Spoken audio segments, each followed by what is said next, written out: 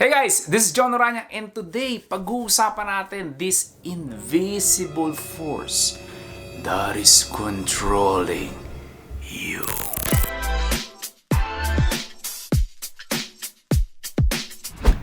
Hey guys, this is Jon Orana and today pag-uusapan natin what is this like invisible force that controlling you? Right? Ito yung mga bagay that you may or may not be aware, or sometimes you are conscious about it and then suddenly you become unconscious rather. And I'm talking about this operating system in your head, right? So if you're watching this, you're probably likely watching this using a computer, right? So yung mobile device mo like this one, or a laptop or an iPad, that is actually a computer. Now, if you think about it, itong computer na to, if you just like power it, turn it on, machine lang ito eh. This is just a collection of circuits and all those things and turn into a machine. But this machine will not run kung wala siyang tinatawag na operating system.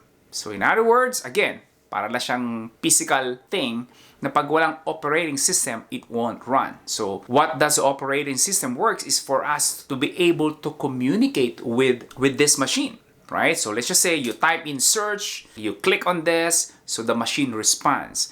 At yun po yung trabaho ng operating system. Now, in our heads, in our lives, we also have such thing, yung operating system, and these are a set of beliefs and experiences that we have. Now, the thing with our own operating system is kung mali po yung operating system natin, if it doesn't work the way it's supposed to do, then obviously the machine will fail, and that is our body. So for example, sa phone natin, right? Minsan may ginawa ka ba na nag-type ka, mali yung results? Well, because mali yung tinype mo. Or may ginawa ka, hindi nag-respond yung machine properly, right? So there's always this thing, even sa telephone natin. So if you have a phone number, and then binigay mo yung phone number, and then mali yung last digit ng phone number na binigay mo, obviously mali yung sasagot on the other line.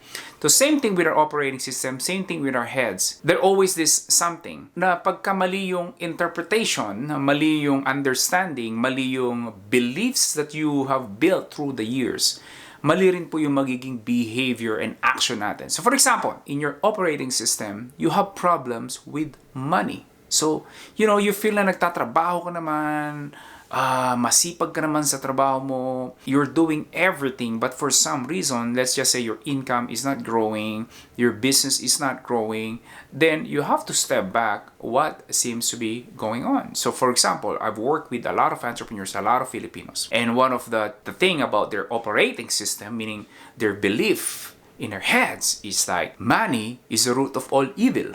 And I gotta tell you right now, my friend, kahit ano pong seminar ang atinan mo, anong workshop, you listen to many videos like what you're watching right now, your money, your income, your business will not grow if you always see that money is the root of all evil. Because it violates for you, it's like, I don't want to become an evil. The thing with all these beliefs is marami tayong belief na we learn as we grow old, and when we were young, we don't really understand many of these things. And minsan, there are even people who are really close to us, that we really respect and we really love, na meron silang maling interpretation, and then they gave it to us, and since we were young, we just like accept it as it is. Yun po ang nagiging problema with all this operating system. So another thing is kung let's just say, ang mali ang operating system mo about health. Hindi ako makakakain ng walang kanin. It's not a meal kung walang kanin. Now you're gonna go into diet, and alam mong rice, it has a lot of carbohydrates which turn into a sugar, which makes you crash and sleepy and less effective.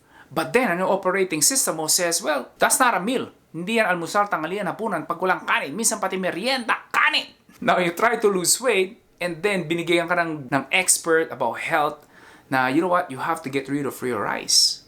Again, magkakaroon ng conflict sa operating system mo, and then this new advice. So that is why what I'm trying to say is you have to question what are the beliefs that you have, especially when you're struggling, whether in communication, in relationship. What are your beliefs about your career? Na pagka-successful, itong mga naging successful na to, dahil sip-sip sila, or dahil because, may ginawa silang, umapi sila ng kapwa nila, or whatever? Or what are your beliefs about money? Do you see that the rich people are greedy, kaya sila naging wealthy, kasi nanamantala sila ng maraming tao, dahil naglagay sila sa gobyerno, and all those negativity. So again, question it. Question yourself. Ask, what are your beliefs? And that's really what's the lesson for today, is just all my beliefs about something, is this even really true? May nakilala ka, maybe naging kaklase mo ng college or naging kaopisina mo. Kasi Batanggenyo na lang. Dahil ako po isa rin Batanggenyo. Though I grew up in Manila. May na-meet ka, kaopisina mo, Batanggenyo. Ang yabang. Ikaw na mag-define kung anong ibig sabihin ng yabang.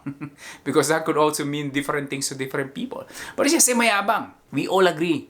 Mayabang tong Batanggenyo na to. So parang sa isip mo, Batanggenyo, ang yabang.